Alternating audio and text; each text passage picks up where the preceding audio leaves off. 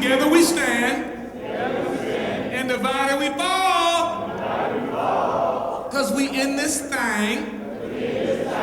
Together. And this thing is called life.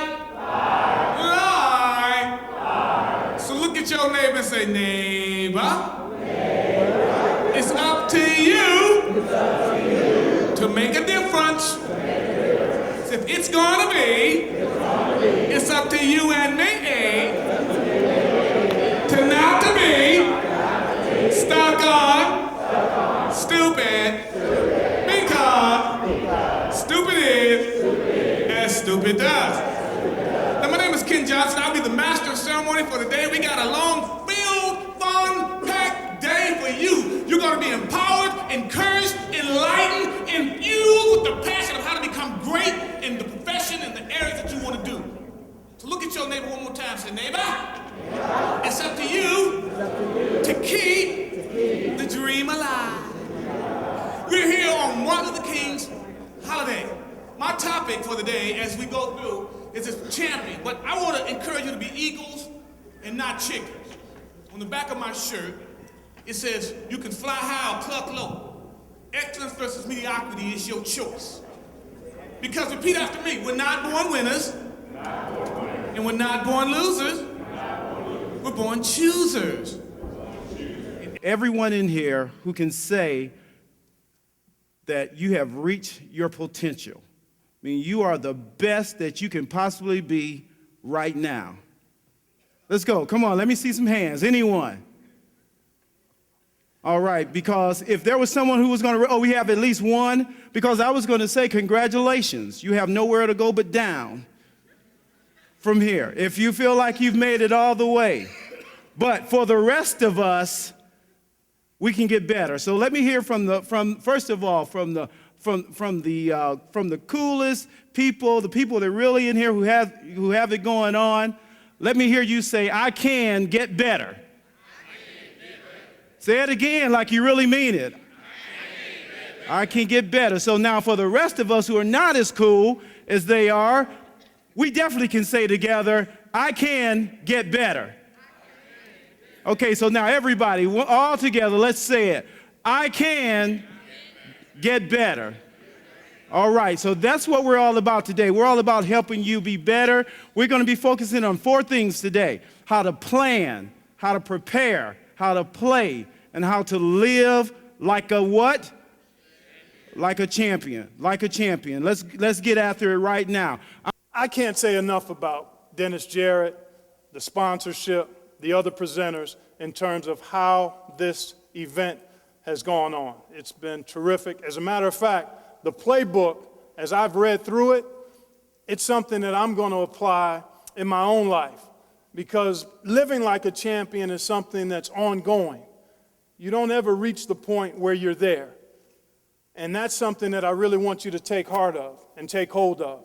That living like a champion is an ongoing process. We are all, every one of us, no matter where we are in the life cycle, in the athletic cycle, in the student, wherever we are, we're all works in progress. We all have warts. We've all made mistakes. We've all had stumbles and falls. We've all had issues where we've encountered pain or disappointment or grief. And that's going to continue. Life is good, but life can also be difficult at times. But living like a champion means you work through that no matter whether it's really good, okay, or not so good. And living the life of a champion is an attitude. It's not a certain level of achievement. It's not reaching certain goals. It's more attitude and action than it is accomplishment. After my sophomore season, I was back in the dorm room and I got a call from a reporter. And the reporter was telling me congratulations. And I said, well, congratulations on what? He said, you were named to the first team All Big Ten. I said, no, not me. He goes, yeah, you. I go, let me call you back. So hung up the phone and I called my coach. I said, Coach Dunn, is that right? I said, Jim called me and said I was first team all Big Ten, is that right? And she was like, yeah, that's right, congratulations, you deserve it. Enjoy it, you had a great year. I was totally shocked. So called the reporter back, talked to him. Well, the next day I was back in my coach's office because, you know what, that was a great honor to be first team all Big Ten. But you know what, I couldn't rest. I couldn't just say, oh, I'm first team all Big Ten. I can just, take it easy from here. I said, what do I need to work on for next year? Already, right after the season, I'm planning for the next year. What are the things I need to work on over the summer so that I can be first team all Big Ten again? I mean, that first year, I caught everybody by surprise. The other coaches, I'm sure, were scratching their heads. Who is this? Who is this country girl from Mansfield, Ohio? We've never heard of her. Was she on the team last year? Well, you better believe my junior year, they knew who I was, and so they were waiting for me. But it's guys like Bill Russell who've won numerous of championships as a player with the Boston Celtics, and I think he won 2 championships as a coach. And this is what he says about success. He says, success is a result of consistent practice of winning skills and actions. There is nothing miraculous about the process. There is no lack involved. Amateurs hope and professionals work. So before I started about talking about preparation today, because preparation is only one key to success, I wanted to define success for you guys because I wanted to make sure everybody's eyes and goals are set on the same thing, because a lot of times we can be confused on what success is all about. Sports carries on to every relationship you have if you really look at it. It'll help you with your family, it'll help you with your friends. See, life is like sports. There's a boss, there's a coach. There are teammates, there are coworkers. There's goals, there's win a championship. They're all the same. And if you can make the transition from sports into your life, then you'll be successful.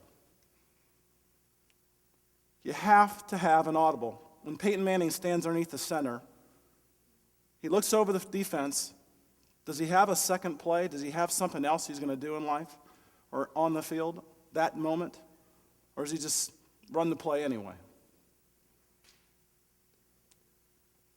If you have not thought about what your options are, then you don't have an audible. And if Peyton Manning stood underneath the center and he ran that play and he knew it was going to not make it, you'd think he was stupid, wouldn't you?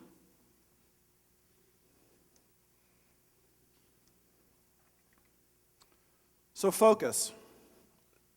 I think it's the key, and it's very important that you have focus. I thought it was a very motivational session. It was very educational, and it motivated me to be a better student athlete, not just an athlete. I like the fact that it kept all of our attention, and how the host, he was so kiddish till we understood what he was saying, and they made stuff simple so we could understand how important our future is for us.